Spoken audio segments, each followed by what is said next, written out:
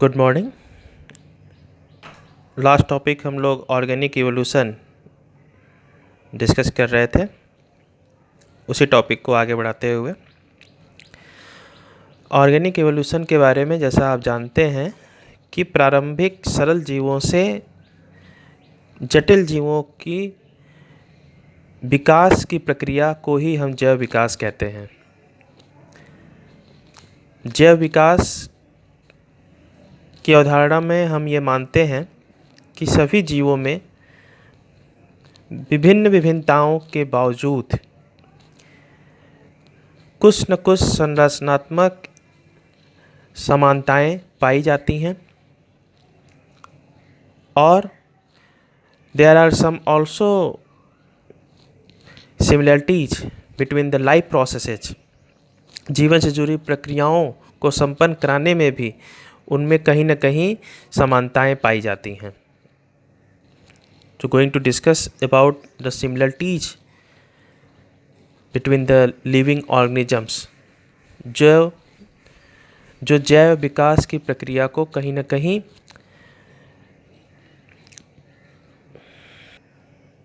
Justify करते हैं। तो first going to discuss about the structural similarities, means संरचनात्मक समानताएं। हम सब ये जानते हैं कि सभी जीवों का शरीर परमाणुओं और अणुओं के संयोग से बना है। कोशिका के बारे में हम लोगों ने पढ़ा था कि cells are the structural unit of life. Cell के निर्माण के संदर्भ में हम लोगों ने पढ़ा था कि cells are having a liquid inside,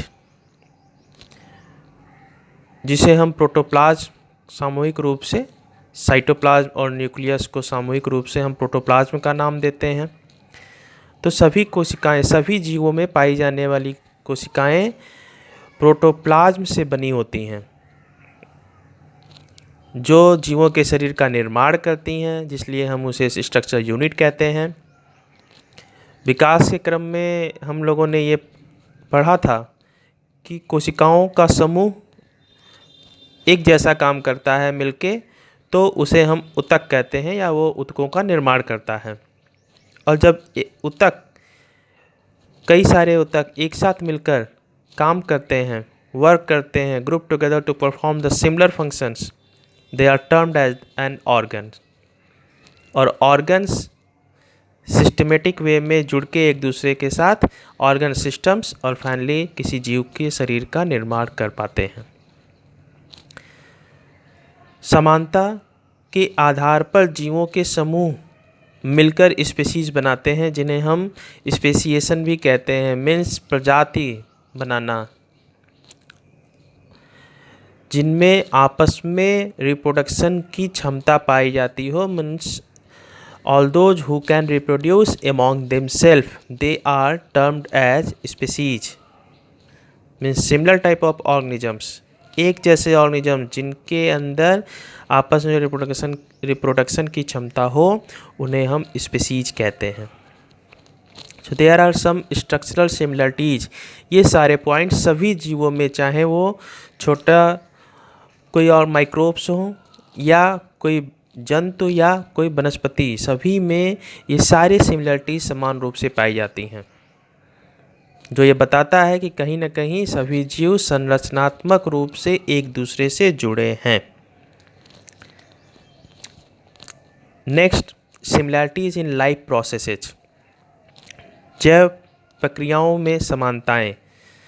life processes मतलब कि जैसे जीवन से जुड़ी जो भी प्रक्रियाएं हैं, श्वसन है, पाचन है, इस प्रकार की जीवन से जुड़ी जो भी प्रक्रियाएं हैं, उन प्रक्रियाओं में भी कुछ न कुछ समानताएं पाई जाती हैं। जैसे ऊर्जा की प्राप्ति करना, सभी को ऊर्जा की आवश्यकता है अपने जीवन से जुड़ी प्रक्रियाओं को संपन्न कराने के लिए। शारीरिक क्रियाओं को पूर्ण करने के लिए ऊर्जा का उपयोग, ऊर्जा का संचय करना, ऊर्जा बनाना, फिर उस ऊर्जा का उपयोग करना शरीर की गतिविधियों के लिए। तीसरा और इम्पॉर्टेंट एस्पेक्ट्स कि अपने समान संतानों की उत्पत्ति करना। ये इम्पॉर्टेंट फैक्टर्स है किसी भी जीव का। अपनी ही जाति को आगे बढ़ाने के लिए the nature has given the power to reproduce, तो अपने ही जैसे संतानों की उत्पत्ति करना जिससे उनकी संख्या निरंतर बढ़ती रहे और उन जैसे ऑर्गेनिजम्स आगे डेवलप होते रहें। उपरोक्त मूलभूत जैविक क्रियाओं को पूरा करने के लिए जीवों में 3 मुख्य क्रियाएं समान रूप से होती हैं। ये जो ऊर्जा की प्राप्ति, ऊर्जा का उपयोग या संतानों की उत्पत्ति संबंधित जो जैव प्रक्रियाएं हैं, जो सभी जीवों में समान रूप से पाई जाती हैं। इन क्रियाओं को पूरा करने के लिए जो मुख्य क्रियाएं हैं जो सभी जीवों में वो भी समान रूप से पाई जाती हैं, चाहे वो कोई बैक्टीरिया हो, चाहे कोई माइक्रोब्स हो, चाहे कोई वनस्पति हो या कोई जंतु हो, वो सभी में समान रूप से ये क्रियाएं पाई जाती हैं, जो निम्न हैं। Number 1 is the energy transformation, means ऊर्जा का स्थानांतरण, ऊर्जा का ट्रांसफ़र करना। हम सभी ये जानते हैं कि glucose is the ultimate source of energy, चाहे वो किसी निम्न कोटि का जीव हो या उच्च श्रेणी का जटिल हो, सभी में ऊर्जा के स्रोत के रूप में ग्लूकोज की आवश्यकता होती है। ग्लूकोज और ग्लूकोज के अपचय से जुड़ी रासायनिक प्रक्रियाओं में समान रूप से सभी जीवों में एक जैसे एंजाइम्स पाए जाते हैं और उससे बनने वाले अंतिम प्रोडक्ट्स भी एक जैसे ही होते हैं।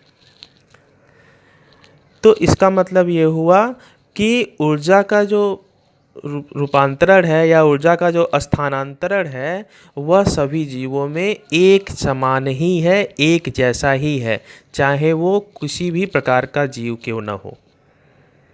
मतलब कहीं न कहीं सभी एक कड़ी से जुड़े हुए हैं, एक जैसे ही हैं मूलभूत रूप से। दूसरा महत्वपूर्ण एग्जाम्पल के रूप में जो क्रिया है वह है आनुवंशिक संकेत, जिसको हम जेनेटिक सिग्नल के रूप में जानते हैं। आनुवंशिकता मीन्स माता पिता से प्राप्त गुणों को संतति में ले जाना, मतलब कि आगे आने वाली जनरेशन्स में वह गुण आगे जाते हैं जो उनके माता पिता में पाए जाते हैं। सेक्स सेल्स में गुण समाहित होते हैं, सेक्स सेल्स मिलकर जाइगोट का निर्माण करते हैं और इस एक कोशिकीय एम्ब्रियो से जो माता पिता के युग्मकों के मिलने के बाद बनता है वह धीरे धीरे करके एक बहुकोशिकीय शरीर में विभाजित होता चला जाता है और वह सारे कैरेक्टर जो माता पिता में पाए जाते हैं वह उनकी अगली संतति में गुणसूत्रों के माध्यम से ले जाया जाता है और यह प्रक्रिया सामान्यतः सभी जीवों में पाई जाती है। The third one is the mechanism of protein synthesis, protein संश्लेषण की यांत्रिकी मीन्स प्रोटीन संश्लेषण का कार्य सभी जीवों में सरल से लेकर जटिल पाए जाने वाले सभी जीवों में समान रूप से प्रोटीन सिंथेसिस होती है। मीन्स सर्वप्रथम डीएनए एमआरएनए के द्वारा इंफॉर्मेशन सेंड करता है कोशिका तक, कोशिका को सूचना मिलती है कि प्रोटीन निर्माण करना है, एमआरएनए के द्वारा सूचना पहुंचाई जाती है, देन टीआरएनए उस प्रक्रिया में मदद करता है और यह इंफॉर्मेशन कोशिका द्रव्य न्यूक्लियस के अंदर पाए जाने वाले कोशिका द्रव्य तक लेके जाती है, जहां से इंफॉर्मेशंस को राइबोसोम्स की सहायता से फिर अमाइनो अम्ल का सिंथेसिस किया जाता है। उस अमाइनो अम्ल की सिंथेसिस के बाद फॉर्मेशन के बाद पॉलीपेप्टाइड्स की चेन बनाई जाती है, मीन्स प्रोटीन्स का कठिन रूप बनाया जाता है और फिर जीवों में प्रोटीन संश्लेषण या प्रोटीन का निर्माण किया जाता है।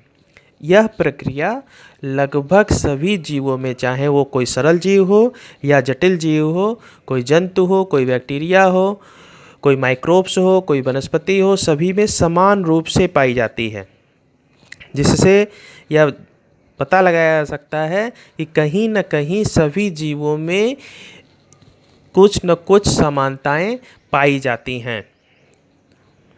जैव विकास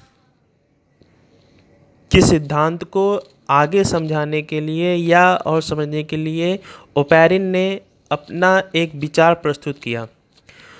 ओपैरिन के सिद्धांत के अनुसार प्राचीनतम सरलतम जीवों का निर्माण हुआ। उन सरलतम जीवों के कुछ समूहों ने मिलकर बहुकोशिकीय संरचना का निर्माण किया।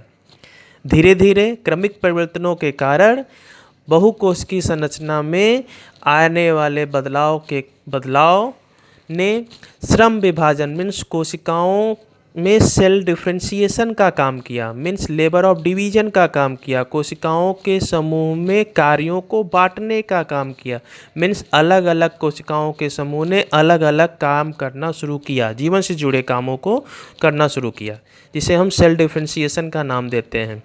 और यही सेल डिफरेंशिएशन धीरे धीरे क्रमिक परिवर्तनों के बाद जटिल से जटिल प्राणियों के निर्माण में सहायक हुई और होती जा रही है। और इसी जटिलतम प्राणियों की उत्पत्ति जो सरलतम जीवों से हुई है, इस प्रक्रिया को ही हम जैव विकास के रूप में जानते हैं और पढ़ते हैं।